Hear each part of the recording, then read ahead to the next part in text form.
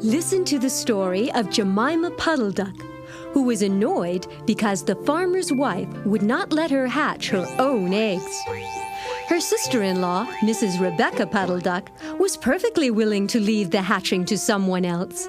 I have not the patience to sit on a nest for 28 days, and no more have you, Jemima. Why, you would let them go cold. You know you would. I wish to hatch my own eggs.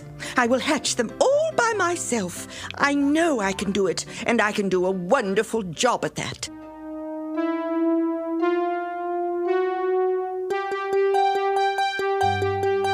I can do it.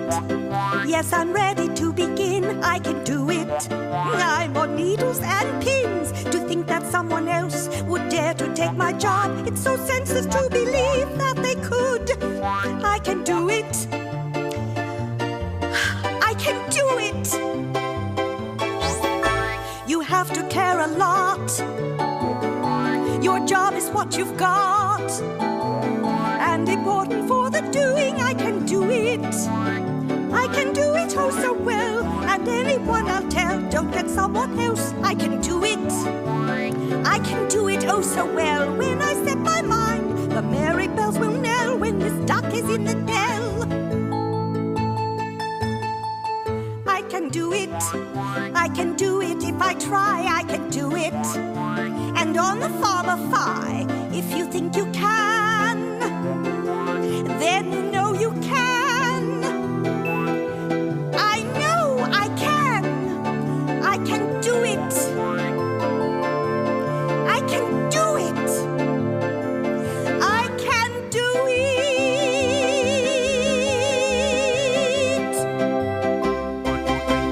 Jemima tried to hide her eggs, but they were always found by the farmer's wife and carried off.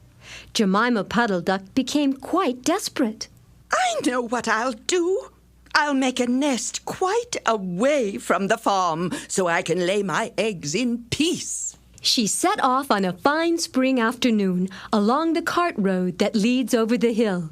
She was wearing a shawl and a poke bonnet. When she reached the top of the hill, she saw a wood in the distance. Now I must find a safe spot. I wonder if I could fly there. Oh, it's been such a long time since I've flown, you know. Oh, now let me try and remember. Oh, how did I do it in the old days? I used to walk a pace or two, yes, and then run. And then run a little faster. And a little faster. And then I used to jump. Oh, I'm up in the air. I'm in the air. Yes, I'm flying so high. The wind's in my eye. I'm in the air. I'm in the air. And I did it myself and proved my own wealth. I'm in the air. My wings touch the sky. It tickles through and through. What a thrill, my oh my. I love sailing in the blue. Don't you wish that you were me, up so high that you could see all the forest and the lovely trees? I'm in the air. I'm in the air. And I'm not coming down. A new freedom I found. I'm in the air. Ah, now, wait a minute. That looks like a nice place down there, where the trees and the brushwood have been cleared. I think I'll land there. Now, touch to the left. That's it. Now, down a bit more. Now, full flap. Legs down. Hooray! I've made it! Jemima began to waddle about in search of a convenient dry nesting place. She rather fancied a tree stump amongst some tall foxgloves. But seated upon the stump, she was startled to find an elegantly dressed gentleman reading a newspaper. He had black prick ears and sandy-colored whiskers, and a long, bushy tail, which he was sitting upon, as the stump was somewhat damp. Ah, good morning, madam. Have you lost your way? Oh, my, he's most civil and mighty handsome. No, sir. No, I'm not lost. Just looking for a nice, dry nesting place. Ah, that's so indeed. Yes, yes. You see, I want to hatch my own eggs. At the farm, my eggs were always given to the most interfering and superfluous hens. Indeed, how interesting. I wish I could meet with that fowl. I'd teach it to mind its own business. Ah, but as to a nest, there is no difficulty. I have a sack full of feathers in my woodshed. Oh, it's most kind of you, sir, but I don't want to be in the way. My dear madam, you won't be in anybody's way. You may sit there as long as you like. He led the way to a very retired, dismal-looking house amongst the foxgloves. It was built of faggots and turf, and there were 2 broken pails, one on top of another, by way of a chimney. This is my summer residence. You would not find my my winter house so convenient. There was a tumble-down shed at the back of the house, made of old soap boxes. The gentleman opened the door and showed Jemima in. Oh, dear. What a vast quantity of feathers. You'll find them most comfortable and soft, dear lady. Yes, yes, of course. Well, you are most kind. I think I'll start making my nest at once. Jemima busied herself making a nice, comfortable nest. But I doubt if she would have hummed quite so contentedly had she realized that the kind, bushy-tailed gentleman was really a crafty fox. Next day, Jemima came back to the hut and settled in the nest she had made. There now, that's most comfortable. Feathers make a most beautiful, soft, warm nest. Now, I must lay an egg. Quack, quack, quack, quack, quack, quack, quack, quack, quack. Quack, quack, quack, quack, quack, quack, quack, quack, quack, quack, quack, quack, quack, quack, quack. I've laid an egg.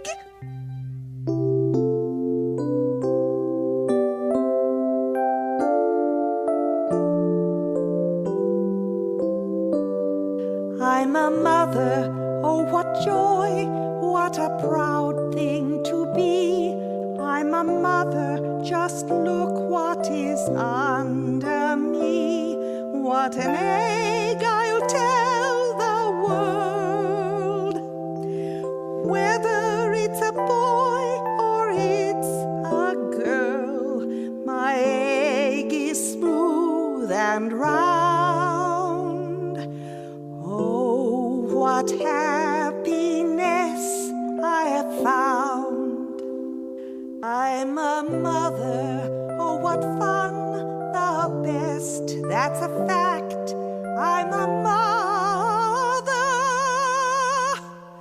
Quack, quack, quack, quack, quack, quack, quack, quack.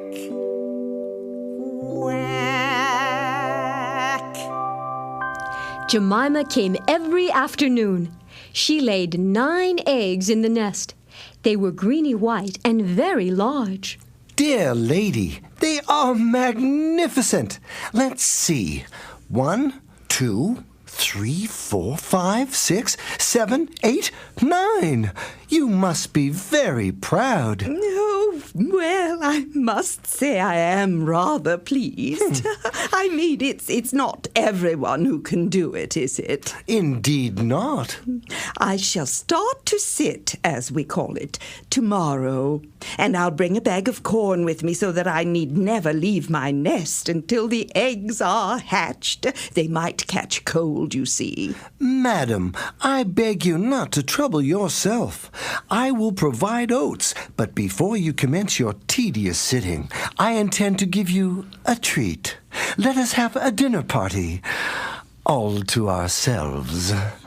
Oh, sir, do you really mean it? Of course, dear lady.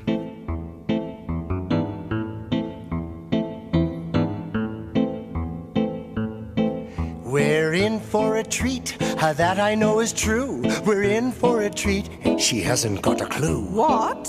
A treat, something wonderful I'd say. We'll have a big surprise, you won't believe your eyes. Oh, my. Yes, we're going to have some special herbs, some thyme and sage and tarragon too. We'll spice you up with the best at hand, then have a roast for me and you. Sounds good. Oh, yes, let's do. Some fruits might go good with you, I like apples, pears, and berries. and some veggies on the side certainly should do. Leeks and cabbage, oh, so merry. Yes, we're in for a treat, my dear little sweet. You'll be so succulent, we won't even have to hunt to find a dinner so sublime. Oh, it will be quite divine.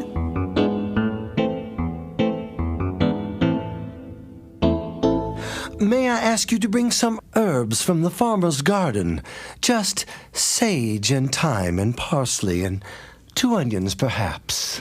Well, of course. Until tonight, then. Yes, until tonight. Oh, charming. Jemima Puddle-Duck was a simpleton.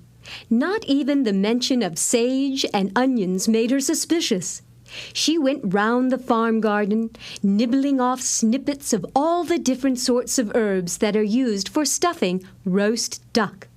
Then she waddled into the kitchen and got 2 onions out of a basket. The collie dog, Kep, met her coming out.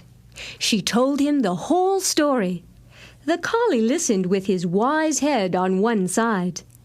Kep, what do you think? A most polite gentleman with sandy whiskers has asked me to dinner. Oh, indeed, huh? Sandy whiskers, you say? Yes. Has he, by any chance, a long, bushy tail? Well, now you come to mention it, yes. I thought as much. Where does he live? In a dear little house in the wood. I think I should pay your friend a visit, with 1 or 2 friends of mine. He went to look for 2 foxhound puppies who were out for a walk with the butcher. Jemima Puddle-Duck went up the cart road for the last time. She flew over the wood and alighted opposite the house of the bushy, long-tailed gentleman. Good day to you, sir. Huh, you startled me. Come into the house as soon as you've looked at your eggs. Give me the herbs. Be sharp. Here you are. Oh, that's funny. He sounds quite cross. He's never spoken to me like that before. I wonder why he's licking his lips. Oh, perhaps they were dry because of the wind. While she was inside, she heard pattering feet round the back of the shed. Someone with a black nose sniffed at the bottom of the door and then locked it. Jemima became much alarmed. Oh, dear. I wonder why he locked that door. It seems a strange way to treat a guest. A moment afterwards, there were the most awful noises.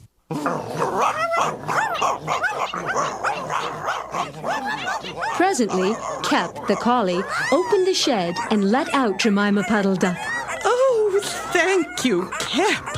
I had a very, very narrow escape. Oh dear, don't let those puppies in here. They'll eat my eggs.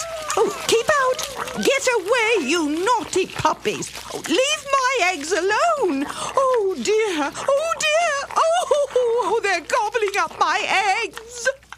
Unfortunately, the puppies had rushed in and gobbled up all the eggs before Kep could stop them. Poor Kep. He had a bite on his ear, and both of the puppies were limping. Jemima Puddle-Duck was escorted home in tears on account of those eggs. But she laid some more in June, and she was permitted to keep them herself. Poor Jemima. Only 4 of her eggs hatched. She said it was because of her nerves. But she had always been a bad sitter. And needless to say, nothing was ever seen again of that foxy, whiskered gentleman.